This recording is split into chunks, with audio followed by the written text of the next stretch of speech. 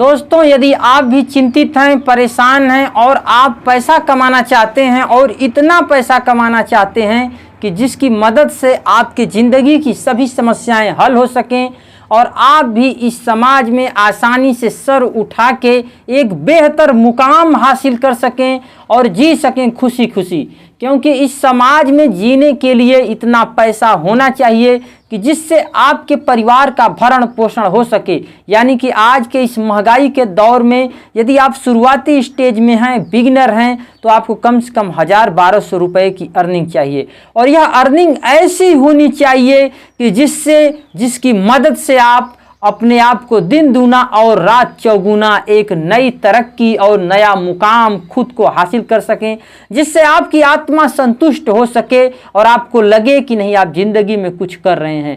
दोस्तों, मैं आपको अपनी कहानी और अपनी बात को एक उदाहरण के साथ शुरू करूंगा। एक ऐसा उदाहरण दूंगा जो कि जीता जागता उदाहरण है। मेरा एक मित्र है चंपक लाल।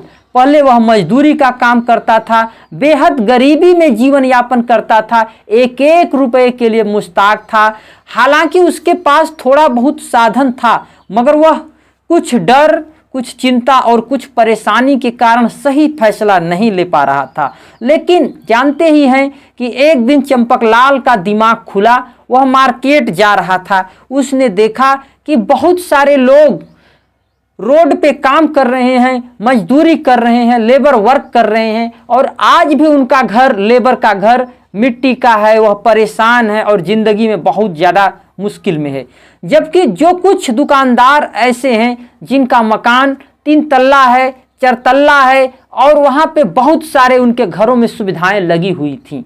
यह कोई अंदर जाकर के नहीं चंपकलाल ने देखा, बल्कि उसने बाहर से ही आकलन किया कि आखिर वो कौन सी बात है जिसमें कि एक दुकानदार को बढ़ती मिलती है और एक मेहनत करने वाले को, जो कि हार्ड वर्कर है, जो कि पसीना बहाता है, वह उसी स्थिति में रहने को मजबूर हो जाता है।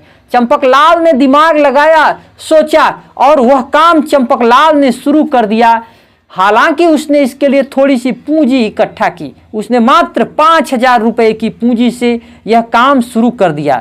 उसका घर चंपकलाल का गांव में ही है, मगर रोड पे है और वो भी मेन रोड नहीं है, कटी हुई रोड है। चंपकलाल बेहद खुश मिजाज इंसान है और चंपकलाल बराबर अपने दिमाग का प्रयोग करता रहता है। चंपकलाल चंपक जैसे ही खिला रहता है, चंपकलाल फूल की तरह ही खिला रहता है।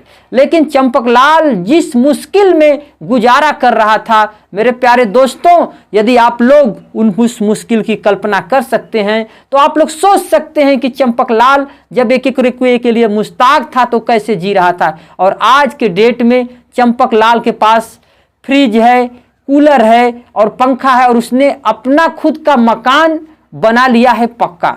और यह दोस्तों कब की बात है? यह लॉकडाउन के टाइम की बात है। लॉकडाउन के मतलब किसी को पता नहीं था कि आजकल के डेट में लॉकडाउन लग जाएगा। उसी समय चंपकलाल ऐसा सोच रहा था। लेकिन जब लग गया लॉकडाउन तो उसमें भी जब सारे लोग घरों में बैठे हुए थे, मजबूर थे, परेशान थे, बाहर जाने पर पुलिस डंडे मार रही थी और अनर्गल अत्याचार उस समय हो रहे थे। आप लोग देखे ही होंगे क्या क्या हुआ। अब हम इस चैनल पर उन सारी समस्याओं की चर्चा नहीं कर सकते हैं, हमें यहाँ पे केवल पैसों की चर्चा कर रहे हैं। चंपकलाल ने बेहद गरीब था, केवल 5000 रुपए की पूंजी से उसने अपना धंधा सेट कर दिया। उसने कुछ परचून का सामान लाया, दूसरों की देखा देखी, उसने कोई रॉकेट साइंस नहीं लगाया, उसने कोई ऐसा अलग तरीके का आविष्कार नहीं किया, एकदम उसने सिंपल वर्क किया। थोड़ा सामान लाया, जनरल स्टोर का सामान लाया, परचून का सामान लाया, किराने का सामान लाया। अपने जो उसका घर था झोपड़ी जैसा ही घर था, लेकिन उसने थोड़ा सा शेड वेड एक लगा करके अपना धंधा जमा दिया। वहाँ पे सीमेंट शेड लगाया था मेरे भाई, सीमेंट शेड। वहाँ पे उसने कभी ये नहीं सोचा कि मुझे इतना ज़्यादा पूंजी चाहिए। छोटी सी पूंजी से ही उसने अपना दुकान खड़ा कर दिया। शुरू में उसको 2-4-10 दिन कम आमदनी हुई, मगर चंपकलाल का व्यवहार बहुत ही प्यारा था। जो लोग उसके पास आते थे वे लोग उसके मुरीद हो जाते थे, दीवाने हो जाते थे। चंपकलाल बातें ही ऐसी करता था और बराबर लोगों को सलाम करता रहता था, जिससे उसके पास जो लोग भी आते थे मस्त रहते थे, बहुत ही ज़्यादा खुश रहते थे। और चंपकलाल ने नॉर्मल सी चीज़ें बेचनी शुरू कर दी जो कि दुकानों पे मिलता है।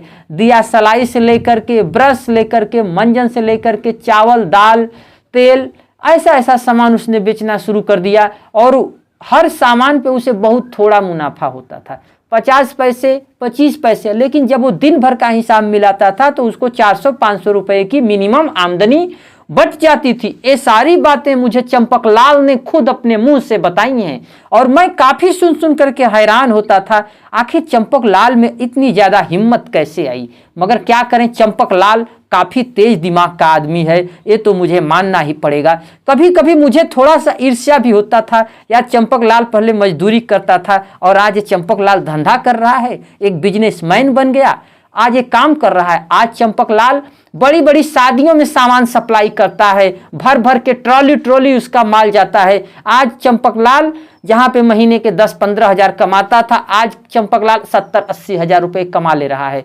और इतना ही नहीं, उसके घर के सभी प्राणी लगे रहते हैं, उसके माताजी लगी रहती हैं, उसके पिताजी लगा रहते हैं, उसके एक भाई हैं वो भी लगे रहते हैं और उसकी बहन भी लगी रहती हैं। कभी भी वो दुकान खाली नहीं रहती है, उस दुकान पे कोई न कोई बैठा रहता है और वहां से वे लोग सेलिंग करते रहते हैं दोस्तों। और साथ ही चंपकलाल सब्जी का भी वहीं पे काम करता है, उसी दुकान पे, क्योंकि जो लोग आते हैं सारा सामान लेने वे उसके यहाँ से हरी सब्जी भी ले जाते हैं। क्योंकि आज के डेट में लोगों के पास इतना टाइम नहीं है कि लोग अपना काम छोड़ करके किसी के पास कुछ सामान इनके यहाँ लें और कुछ सामान उनके यहाँ लें। और चंपकलाल लोगों की दो बात बर्दाश्त भी करता है, कभी भी किसी के साथ बदतमीजी नहीं करता है और समय से उनको सौदा दे देता है। यदि कोई कठोर वचन भी बोल देता है तो चंपकलाल उससे नेग्लेक्ट कर देता है।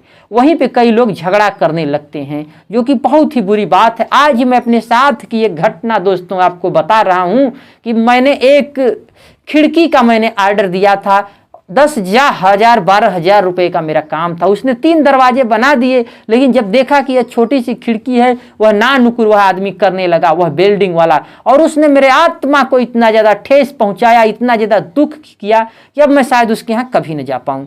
और उसने अपना कितना बड़ा लॉस कर दिया है उस दुकानदार ने, जो कि वेल्डिंग का काम करता था, कि मैं आपसे कह नहीं सकता हूँ। यही चंपकलाल, उसका किराने का दुकान है, लेकिन कभी भी उसने किसी को दुखी नहीं किया, अपने थोड़ा दुख सह लिया लेकिन किसी को कभी भी परेशान नहीं किया। आज चंपकलाल अच्छा पैसा कमाता है, सब्जी से कमाता है, साथ में उसने ठंडे का, कोल्ड ड्रिंक का उसने पूरा धंधा एकदम शुरू करके रखा है, अच्छा खासा उसको मुनाफा आता है।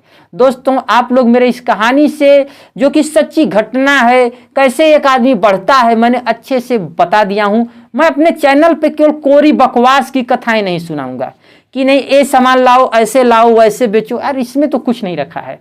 मैं हमेशा एक उदाहरण के साथ कहानी शुरू करता हूं जो कि एक सक्सेसफुल स्टोरी होती है।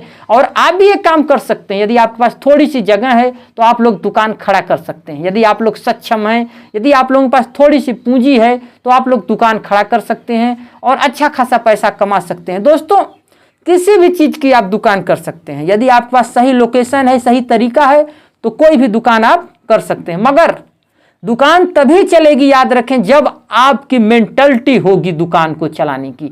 दुकान तभी चलेगी जब आप लोग दुकान को दिल से चलाना चाहेंगे और सामने वाले व्यक्ति की कद्र करना चाहेंगे। दोस्तों मैं आपको फिर बताना चाहूंगा कि अमेजन, फ्लिपकार्ट जैसी कंपनियां, जो लोग सेलर होते हैं उनको उतना तवज्जो नहीं देती है जितना कि बायर को, यानी कि ग्राहक को, यानी कि कस्टमर को देती है। कोई भी सामान होता है 7 दिन में अमेजन और फ्लिपकार्ट कंपनियां वापस करती हैं। पैसा जो उसके सेलर हैं उनका अपने पास रखती हैं। जब 7 दिन उनको कोई कंप्लेंट नहीं आएगी तभी वो उनको पैसा पेमेंट करेंगे। तब जाकर के आज अमेजन और फ्लिपकार्ट जैसी कंपनियां पूरी दुनिया पे राज कर रही हैं। दोस्तों यदि आप अपने कस्टमर को महत्व देंगे और उनका मूल्य समझेंगे तभी आप लोग विकास कर पाएंगे, तभी आपकी दुकान सक्सेसफुल हो पाएगी। नहीं तो फिर वही हालत होगी कि आज खोलेंगे यहाँ, कल खोलेंगे वहाँ, धीरे धीरे लोग बदनाम हो जाएंगे। नाम एक बार खराब हो जाएगा तो फिर जिंदगी में आप कुछ भी नहीं हासिल कर सकते हैं। दोस्तों अपना नाम बचाए रखिए और अपने नाम को बनाइए और लोगों को अच्छी सेवा दीजिए। आज के फायदे के लिए कल का नुकसान मत करिएगा मेरे दोस्त। इसी के साथ मैं आज की इस वीडियो को खत्म करता हूं।